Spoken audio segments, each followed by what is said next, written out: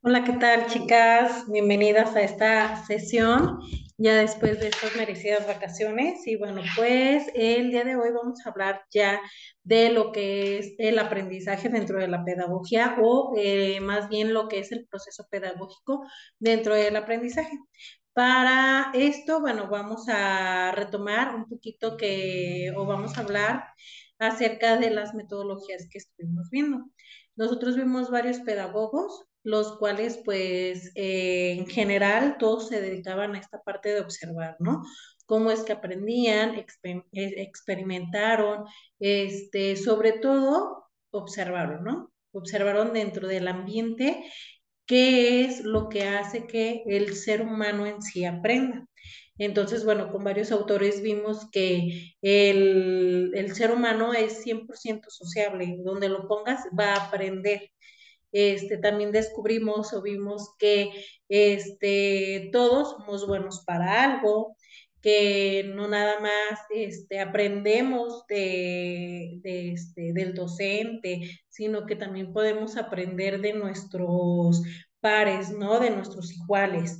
Entonces, bueno, pues ya viendo todo esto, ya viendo las metodologías, ya ustedes conociendo un poquito más acerca de algunos pedagogos, claro que hay una lista infinita de muchos pedagogos muy importantes, vimos ahora sí que los principales. Y bueno, pues ahora sí vamos a entrar en esta parte de lo que es el aprendizaje y el proceso pedagógico en ¿no? Entonces, bueno, pues vamos a definir primeramente lo que es el aprendizaje, ¿ok? Esta pequeña definición donde, pues, permítanme un segundito, como que lo puse muy grande. Vamos a ponerlo más pequeño para que ustedes logren verlo. Este PDF se los voy a subir a Classroom para que lo puedan leer y puedan comprenderlo un poquito mejor. Bien, pues el aprendizaje como parte del proceso pedagógico, como les decía, vamos a leer una pequeña definición. Nosotros si buscamos diferentes o la definición en sí de lo que es el aprendizaje, pues vamos a encontrar varios conceptos, ¿no? Pero bueno, en concreto, aquí nos muestra que se denomina el aprendizaje la acción y el afecto de aprender. En concreto, se trata del proceso de asimilación de información mediante el cual uno adquiere nuevos conocimientos, habilidades y técnicas, ¿no? Es esta parte donde descubrimos algo nuevo. Este es el aprendizaje. El aprendizaje está vinculado al desarrollo personal, pues es gracias a él que uno expande el conocimiento y puede llevar a cabo tareas nuevas. Este proceso puede suceder en solitario o en colaboración con otras personas, en cuyo caso pueden haber una interacción entre maestro y estudiante. ¿Ok? Entonces aquí nos damos cuenta que podemos aprender con otras personas dentro de un ambiente o también nosotros podemos llegar al descubrimiento de un nuevo aprendizaje por sí mismos, ¿no? Pero pues este proceso pues debe de llevar ciertas etapas. Bien, entonces, bueno, pues en conclusión o en pocas palabras, el aprendizaje es la adquisición de una nueva habilidad, un nuevo concepto. Bien, ahora sí, la importancia del aprendizaje. El aprendizaje es vital para los seres humanos y nos permite adaptarnos, saber cómo actuar en medio de lo que vivimos y las diferentes situaciones a las que nos enfrentamos a lo largo de nuestra vida. Entonces, bueno, pues el aprendizaje es primordial, ¿no? Para poder sobrevivir, en pocas palabras, para ir día con día, ¿no? Hasta no sé, los puntos cardinales, el hecho de cruzar la calle, o sea, todo esto tiende a llevar un aprendizaje, no hay un proceso antes. Y bueno, la transformación que uno recibe mediante el aprendizaje nos afecta a nivel cognitivo. Aprender nos ayuda de un estado de ignorancia al conocimiento, ¿no? Y el entendimiento de un tema o de cualquier otra cosa. Dice, eso nos permite desenvolvernos en más áreas, solucionar problemas, participar en proyectos, ser contratado, enseñar a otras personas. Entonces, el aprendizaje nos abre los caminos, a nuevas pláticas, a nuevos conocimientos, nos da la capacidad de poder entender, ya sea lecturas, conceptos avanzados, nos permite, abrirnos las puertas a otros mundos, ¿no? Entonces, aquí nos dice algo bien importante, ¿no? Que el no aprender nos hace permanecer como un mundo de ignorancia, ¿no? Y está claro. ¿Por qué? Porque ignoramos ese conocimiento, no lo sabemos. Obviamente no vamos a saber todo en el mundo, pero el aprendizaje nos abre la puerta también a esta parte de tener una mente abierta, de tener un pensamiento crítico, de tener una mente, bueno, ok, no, esto no lo había pensado, y una nueva idea y poder entendernos con otras personas, ¿no? Al contrario de cuando una persona es un poco cerrada, su aprendizaje se delimita, pues no van a ser tan abiertos, ¿no? No van a tener esta apertura a nuevos aprendizajes y sus habilidades o el desarrollo de sus habilidades hacia la parte cognitiva también va a ser muy delimitante. Entonces, bueno, pues nosotros como docentes o ustedes como futuras pedagogas tienen la tarea de buscar aquellas estrategias que hagan que el alumno bueno, más bien el docente envuelva al alumno y lo motive hacia esta parte del aprendizaje, ¿no? Que abra esta parte del conocimiento y que desarrolle o ayudarle a desarrollar el pensamiento crítico al alumno. Bien, continuamos. Dice, el aprendizaje también afecta a nuestra conducta. Aquí, por ejemplo, vamos a traer un poquito lo de la teoría de Pavlov sobre el conductismo, ¿verdad? Dice, dependiendo de los estímulos recibidos y los resultados del comportamiento, aprendemos una conducta u otra. Por ejemplo, si alguien recibe un premio por realizar una tarea determinada, será más fácil que obtenga el hábito de realizar dicha tarea. Entonces, nosotros como lo vimos con la teoría de Pavlov o la teoría del conductismo, esta teoría nos habla de cómo podemos moldear la conducta deseada, ¿no?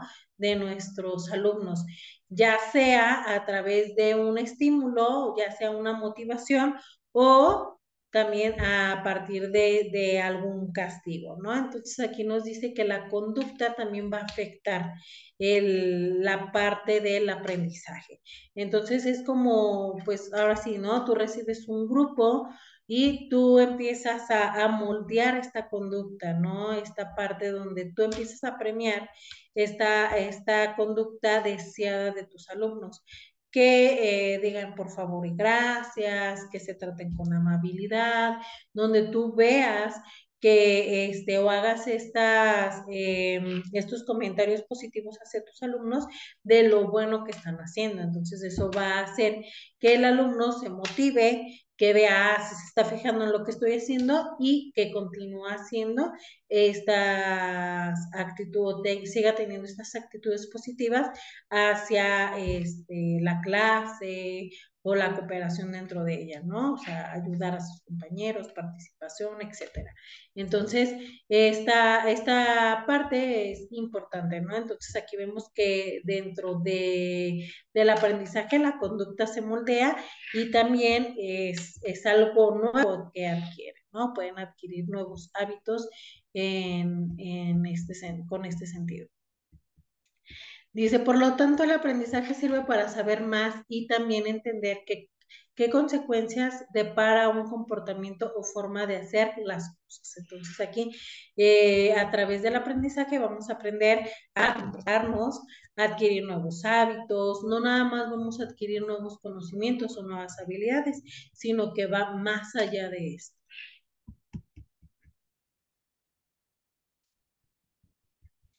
Bien, ejemplos de tipos de aprendizaje.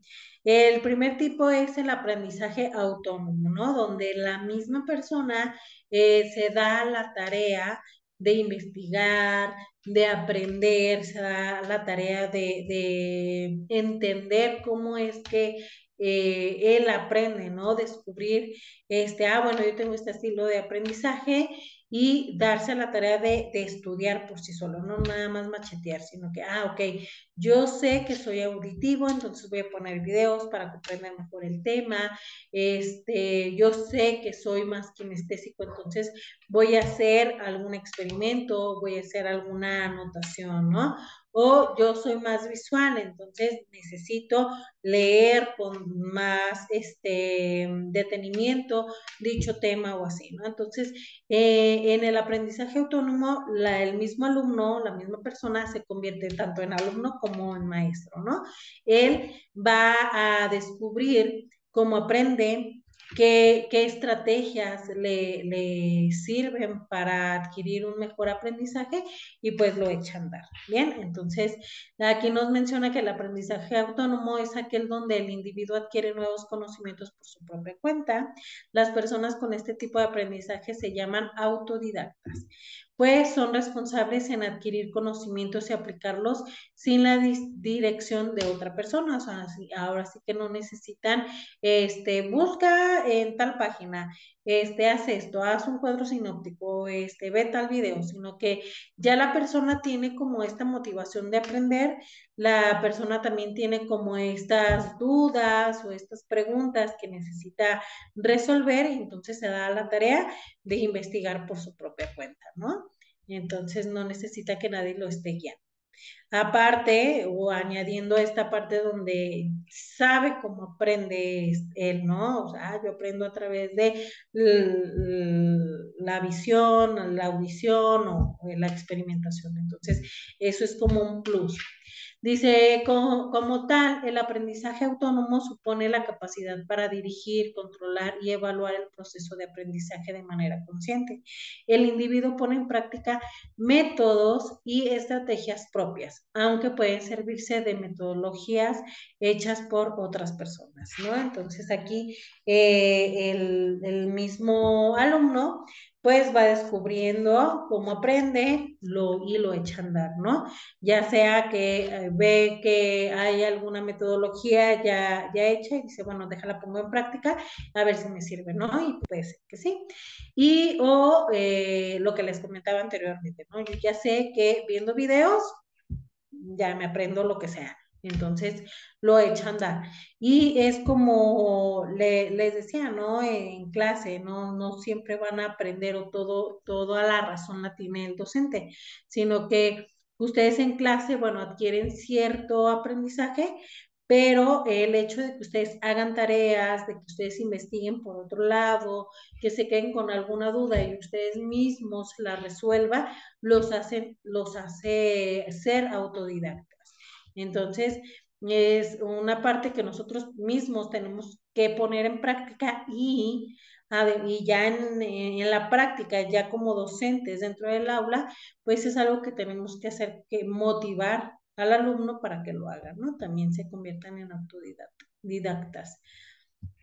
Dice, en este sentido, es un proceso autorreflexivo en el que uno actúa tanto como estudiante como su propio maestro, ¿no? Entonces, lo que les comentaba al principio, tú te conviertes en tu propio maestro, pero a la vez eres alumno. Entonces, aquí está esta parte donde sobre todo ahorita en este nivel de licenciatura, pues se hace más, ¿no? Se lleva más a la práctica. En cambio, por ejemplo, pues en preescolar es un poquito diferente o en los chicos de primaria, pues puedes empezar a motivarlos, ¿no? A que ellos sean autodidactas. Maestra, ¿qué significa esto? Invítalos tú aquí está el diccionario, ¿no? O sea, yo te puedo resolver una duda, si para eso estoy, pero ¿qué te parece si tú lo buscas, vienes, me explicas lo que entendiste y ya te voy ayudando a resolver la duda, ¿ok? Entonces, es irlos motivando, no todo el tiempo darles la información ya masticada y en la mano. Entonces, hoy en día bajo el modelo educativo con el que estamos trabajando, o está la NEM, la Nueva Escuela Mexicana, pues invita mucho a eso, ¿no? Al docente a hacer esta parte de ok, hasta aquí, y deja que el alumno investiga, deja que el alumno sintetice, deja que el alumno realice, haga, crea, ¿no? O sea, que haga, innove, ¿no? Entonces, el hecho de trabajar por proyectos, pues ayuda mucho esta parte, ¿no? De que el mismo alumno se quede con esta duda y que se motive para él mismo investigar. Yo lo he visto con mis alumnos, donde ellos de repente al día vemos un tema, se abre dicho tema, dos, tres saben del tema, empiezan a aportar ideas o comentarios y los otros chicos que a lo mejor lo ignoran, al día siguiente, maestra, yo ya investigué, ya vi esto, ya le pregunté a mi papá, a mi mamá, y se van interesando, ¿no? En dichos temas, ¿no? Entonces, es algo así, motivarlos por esa parte o como les decía, ¿no? Tienen una duda, ¿qué te parece si tú la investigas y mañana lo comentamos? Y así, ¿no? O lanzar muchas preguntas donde el alumno se quede con la duda y entonces empiece a investigar, que de hecho de ahí parten los proyectos educativos que se están trabajando, ¿no? Cualquier proyecto educativo siempre va a comenzar por una pregunta indagatoria, una pregunta donde el alumno no pueda tener a la mano la respuesta inmediata. Entonces, ahí vas a clavar como esta parte de duda, vas a clavar la motivación y el alumno se va a dar la tarea de ir investigando, ¿no? De ir formulando la respuesta. Dentro del proceso del proyecto, el alumno va a ir descubriendo la respuesta. Entonces, esa es la intención de los proyectos, ¿ok? Bien, vamos con el aprendizaje cooperativo o colaborativo, ¿no? En pocas palabras, aquí trabajar con este tipo de aprendizaje es trabajar en equipo, pero tienen sus diferencias, ahorita las vamos a ver. Dice, el aprendizaje cooperativo o colaborativo es un modelo educativo que consiste en organizar actividades grupales, que consisten en organizar actividades dentro del aula. El objetivo es que el aprendizaje sea una experiencia social donde los alumnos se apoyen unos a otros e intercambien conocimientos y experiencias. Aquí los chicos se van a organizar en equipos, van a ir haciendo algunas decisiones, van a ir organizándose entre ellos y aquí algo muy importante es que van a aprender de ellos mismos, ¿no? Si alguien no entendió algo, si algún compañero tiene alguna duda, como están trabajando en equipo, entonces el otro puede tener la libertad de explicarle al compañero, y así, ¿no? O juntos descubrir la respuesta, juntos descubrir este nuevo aprendizaje o generar una nueva conclusión. Dice, hay quien diferencia el aprendizaje colaborativo del cooperativo, según el grado de intervención y el control del profesor sobre el proceso de aprendizaje. Entonces, aquí, por ejemplo, el colaborativo, que dice, en primer lugar, en el aprendizaje cooperativo, es el profesor quien diseña y controla el proceso de aprendizaje y los resultados a obtener. ¿Qué quiere decir aquí? Que en el aprendizaje cooperativo, el docente tiene mucha intervención, los va a ir llevando paso a paso, ¿ok? Los organiza en equipos, pero ya estando en equipos sigue teniendo intervenciones, ¿no? Ya sea de forma general o ya sea un poquito más personalizado en el mismo equipo. Pero la intervención del docente está como todo el tiempo, ¿no? Ahí cómo deben de hacer las cosas, dónde deben de investigar, cómo deben de ir haciendo pues su trabajo o su proyecto, ¿no? Y en el colaborativo los alumnos gozan de mayor autonomía y el docente tiene menos intervención. Entonces, esas son, es como la diferencia dentro de este tipo de aprendizaje colaborativo y cooperativo. Entonces, en este último, el docente no tiene como tanta intervención. A grandes rasgos les comenta como el objetivo del proyecto, lo que tienen que hacer a la hora de trabajar en equipo, deja como planteadas algunas cosas, pero el alumno se organiza, ellos deciden qué, cómo, cuándo,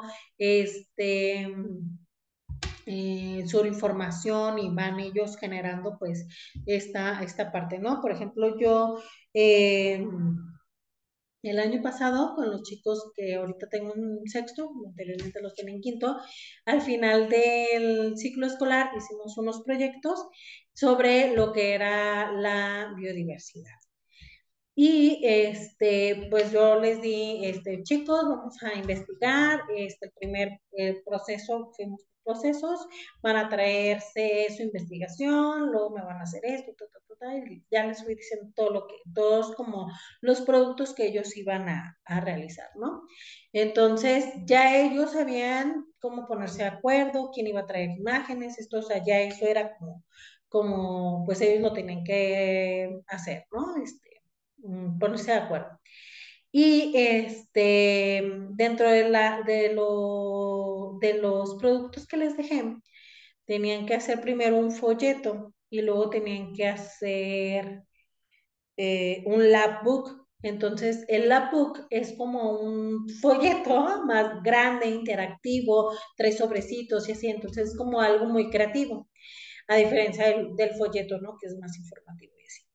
Entonces, hubo un equipo que se pusieron de acuerdo, entonces ellos se dijeron, bueno, creo que, es que ya no me acuerdo bien cómo lo organicé, se me hace, creo que a cada quien le di un tema diferente, obviamente, no todos se pusieron en el mismo tema, y este equipo, todo el tiempo trabajaron tan bien, se pusieron de acuerdo desde el principio, o sea, nunca hubo de que viniera alguno y me dijera, fulanito no está cooperando, fulanito no trajo el material, o sea, como súper bien organizados. Y me acuerdo que cuando se ponen de acuerdo para hacer el folleto, ellos dicen, como nosotros vamos a hablar de la biodiversidad, cada uno de nosotros va a hacer un folleto de un animal en específico. Vamos a investigar en general lo que es la biodiversidad, bla, bla, bla, y cada quien hizo un folleto de un animal diferente. Hicieron su folleto y cada quien traía su información y todo. Luego ya, porque yo ya les decía, ¿no? Tienen 2 días para el folleto, tienen tanto tiempo para el labbook y así, ¿no? Entonces ya cuando empiezan a hacer el labbook, este, bien inteligentes. O sea, se me hizo como, dije, wow, qué bien, ¿no? Porque ningún otro equipo lo hizo. Entonces ellos agarraron, pusieron el concepto de biodiversidad y luego en sobres acomodaron todos los folletos que ya habían hecho. Entonces estaba bien padre porque, miren, nosotros somos la biodiversidad, les vamos a hablar de algunos animales, y así, entonces ya cada quien daba a conocer, ¿no? El animalito que había investigado, si estaba en peligro de extinción y cositas así. Dije, wow, o sea, ahorraron mucho trabajo además, ¿no? Y ya, pues al final también, otro de los productos era hacer una maqueta. Pero a mí me sorprendió como esta parte porque ninguno otro de los equipos lo hizo. Nadie se le había ocurrido como decir, bueno, a ver, el folleto lo podemos utilizar dentro del labbook de una forma creativa. Hoy también hubo labbooks muy interesantes, muy creativos, muy bonitos, que también me gustaron mucho, pero esta parte que ellos pensaron y que fue como muy creativo y muy resolutivo para ellos en la parte de ahorrar tiempo, fue magnífico. Entonces, aquí es un ejemplo de cómo trabajar de manera cooperativa, ¿no? Donde el docente no interviene, sí da ciertas pautas, pero deja ciertas libertades, ¿no? En cambio, con el colaborativo, pues el docente todo el tiempo está interviniendo y está haciendo, pues los está guiando mucho más.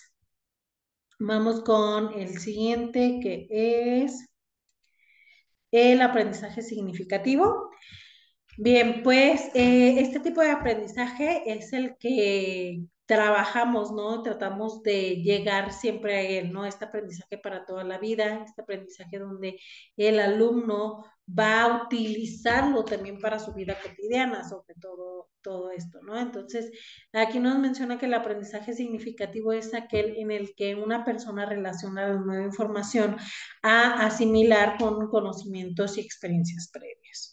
Es decir, el individuo ya conoce sobre el tema y expande sobre el fundamento ampliando sus conocimientos, ¿no? Entonces, siempre en cualquier tema vamos a tener como un aprendizaje previo, ¿no? Vamos a tener como un pequeño concepto de qué trata algo, una idea, o vamos a inferir un poco sobre lo que se trata, ¿no? Dicho tema, dicho concepto, o libro, cuento, lo que sea, vamos a poder inferir, ¿no? ¿Por qué? Porque ya tenemos siempre un conocimiento previo, ¿no? Y aunado a esto, se va a concretar con el nuevo aprendizaje. Entonces ya se crea lo que es el aprendizaje significativo. Dice, el aprendizaje significativo es tanto un proceso de expansión de conocimientos como de introspección y reflexión. Para ello, el individuo ha de ser capaz de reestructurar, modificar y reconciliar la información nueva con la vieja. Este tipo de aprendizaje está estrechamente ligado con el constructivismo, ¿no? Entonces, aquí es donde nosotros en esta parte de introspección o de reflexión, no sé, al empezar una clase, oigan, ¿ustedes qué creen que es esto? ¿Ustedes qué concepto tienen de, ¿no? Siempre para rescatar lo que son los aprendizajes previos. Y aquí las preguntas que lanza el docente tienen que ser muy interesantes, ¿no? Y nos tienen que llevar a esta parte de reflexión, de, ok, a ver, yo pensaba que era esto, pero también lo puedo completar con este concepto. Yo, por ejemplo, lo utilizo mucho y sobre todo, y también en la universidad, con ustedes lo hago, bueno, con el grupo con otro de los grupos, de hacer un SQA, ¿no? Lo que sé, lo que sé del tema, lo que quiero aprender y lo que aprendí. Entonces, lo he llevado a cabo con algunos grupos de CUT y ha sido muy, ¿cómo les puedo decir? Pues benéfico, porque de repente, por ejemplo, hace poquito veíamos lo que era el condicionamiento, ¿no? En una de las clases y ya no, pues más o menos, y estaban como dudosos y traían idea, fíjense, y ya lo habían visto, ¿no? Estos chicos. Pues algo que del experimento, que si del perro, que si no sé qué, y pues más o menos, pero no traían como una idea, como un concepto más claro, ¿no? Como más congruente, más concreto. Entonces, como que, pues, ahí anotaron como sus ideas, ya que quiero aprender, y ahí ellos ahí pusieron que quería aprender y lo que aprendí, ¿no? Entonces lo dejaron en blanco y después ya lo terminamos el tema, entonces ahora sí, ya hicieron una conclusión, ya dieron como, ya pusieron como más en concreto, ¿no? La idea, ¿no? De lo que era. Y también,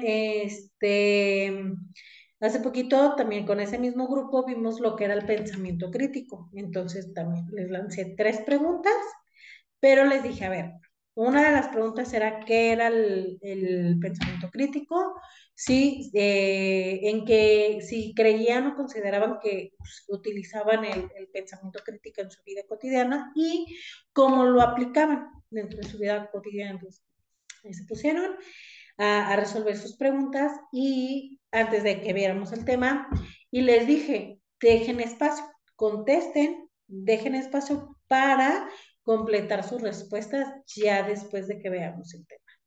Entonces, ahí está como un ejemplo de cómo podemos llevar esta parte, ¿no? De lo que es el constructivismo, este aprendizaje significativo, donde no nada más se le da la información al alumno, sino que, hey, a ver, paso a paso, ¿no? Sí se lleva como un proceso de, a ver, qué sé, qué no sé y qué aprendí, ¿no? Y qué aprendí en esta parte de mis propias palabras, donde ya el alumno es capaz de analizar pues toda la información vista.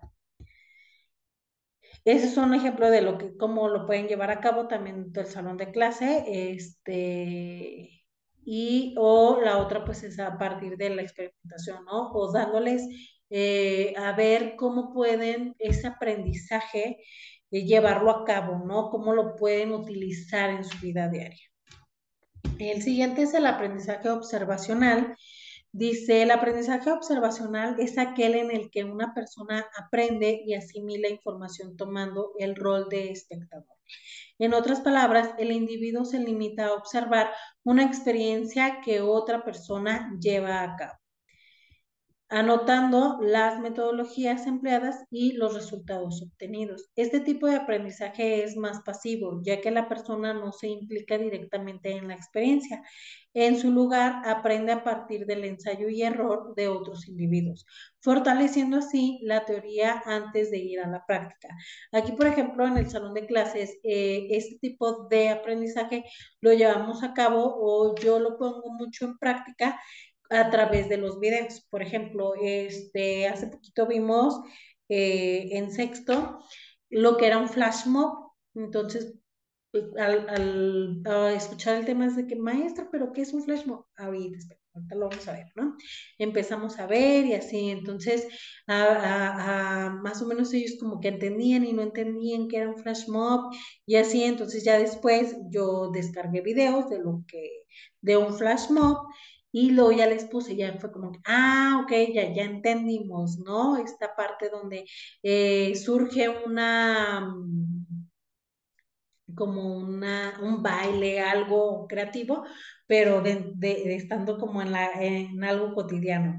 Entonces ya se dieron una idea, vimos varios videos, lo observaron, ya luego nos fuimos como a esta parte de los conceptos, de conocer más cómo se organiza un flash mob y todo esto, y después fuimos a la práctica, ¿no? Lo pusimos en práctica, lo organizamos. Entonces, es una parte de cómo nosotros podemos aplicar lo que es el aprendizaje observacional, ¿sale? ¿Cómo más lo podemos poner en práctica con nuestros alumnos? Pues a la hora de que tu docente pones el ejemplo, ¿no? No sé, vamos a utilizar el transportador. Miren, es y tú sacas también el tuyo, tú lo utilizas y tú haces varios ejercicios donde ellos están viendo cómo se acomoda, cómo se miden los grados, toda esta parte, ¿no? Es un ejemplo, ¿no? También de cómo se aplica este tipo de aprendizaje observacional. Que tú lo haces primero, ellos se fijan y luego ya ellos lo pueden llevar a la práctica. El siguiente tipo de aprendizaje es el aprendizaje experiencial. Aquí dice, el aprendizaje experiencial es un tipo enfocado en la asimilación de conocimientos mediante actividades prácticas. La persona no busca tanto escuchar o que le enseñen la teoría, sino que se sumerge de lleno en la experiencia para aprender. De esta forma, el aprendizaje experiencial es más activo, pues aquí la persona sí que se implica directamente en la experiencia. Es el individuo mismo quien se somete al proceso de ensayo y error, viendo qué funciona y qué no, qué tiene sentido, cómo se alinea y cómo se alinea con otros conocimientos adquiridos previamente, ¿no? Entonces, este tipo de aprendizaje, aprendizaje por experiencia, lo podemos llevar a cabo a través del juego, a través de un experimento y ya después reflexionamos, ¿no? Ya después concluimos, ya después lanzamos ciertas preguntas, ¿no? Para llegar a la reflexión. Pero aquí lo interesante es esto, ¿no? La experiencia, que vivieron, que vieron, que sintieron, que hicieron, ¿no? Dentro de esto. Entonces, también es algo que hoy en día se lleva a cabo dentro del aula, o es lo que nos invita también el nuevo modelo educativo, ¿no? Que el alumno experimente, que viva la experiencia. Dentro de los proyectos educativos que llevamos a cabo, pues es esencial esta parte, ¿no? Que ellos hagan las cosas por sí mismos, que experimenten. Entonces, ya después se dan cuenta de lo que aprendieron, de las habilidades que pusieron en práctica, de las habilidades que adquirieron. Por ejemplo, hace poquito los niños hicieron un rap, ¿no? Entonces ellos se pusieron de acuerdo, hicieron todo, y al final, hicimos esto, ¿no? Vimos todo lo que habíamos aprendido, que cómo pusieron ellos al conocimiento dentro de una canción, su vestimenta, las habilidades que adquirieron de organizar o estas habilidades sociales que ellos pusieron en práctica para lograr, lograr pues el objetivo, ¿no? De este producto. Entonces, aquí lo importante es esta parte, que los chicos al final reflexionen, ¿no? Sobre lo que hicieron, lo que aprendieron al final, llevarlos al análisis, pues. Y pues hay un sinfín de experimentos donde ellos pues pueden hacer esto, ¿no? Analizar, comprender, entender, aprender, ¿no? Sobre todo. Entonces, bueno, pues yo creo que muchas, nosotras, la mayoría, me imagino, que hicimos este pequeño experimento del volcán y cómo hacer erupción, ¿no? Entonces es algo que lo hiciste y antes de que te dieran la teoría o te explicaran, entendiste, ¿no? Bajo la experimentación. Eso, la de los imanes, antes me acuerdo que venían en los libros de ciencias naturales como en cada tema, el cierre de cada tema venía siempre un experimento. Entonces es donde yo, por ejemplo, hablo de mí, más entendía el tema, ¿no? O era la parte que más me gustaba y desechaba como toda la teoría y me plasmaba en lo que era la experimentación. Entonces, hoy en día es súper básico esta parte, ¿no? Llevarlos a la experiencia a los chicos. El proceso de aprendizaje, ahora sí vamos a hablar de esta parte. Dice, el proceso de aprendizaje se refiere a las etapas por las que uno atraviesa en el acto de aprender, desde la recepción de la información hasta su asimilación y aplicación. Todos pasamos por un proceso similar, ¿ok? Entonces, en este proceso, pues, es fundamental. Dice, ahora hay diferentes formas en las que podemos abordar este proceso. Una de ellas se centra en la transformación que recibimos durante el aprendizaje. En este sentido, podemos hablar de las siguientes etapas. La primera etapa es incompetencia inconsciente. Es la etapa en la que no sabemos cómo hacer una tarea concreta o no entendemos un tema, pero tampoco somos conscientes de nuestra falta de conocimiento. Esta etapa se caracteriza por nuestra ignorancia ante un tema determinado, ¿no? Entonces es cuando el docente nos dice, ok, chicos, hoy vamos a hablar de tal tema, ¿no? Este, de los adverbios. Entonces, ok, pues no, o sea, no eres consciente de que no lo sabes y no has como tampoco llegado como al análisis de la importancia de conocer lo que son los adverbios o la utilización de estos hasta que ves el tema.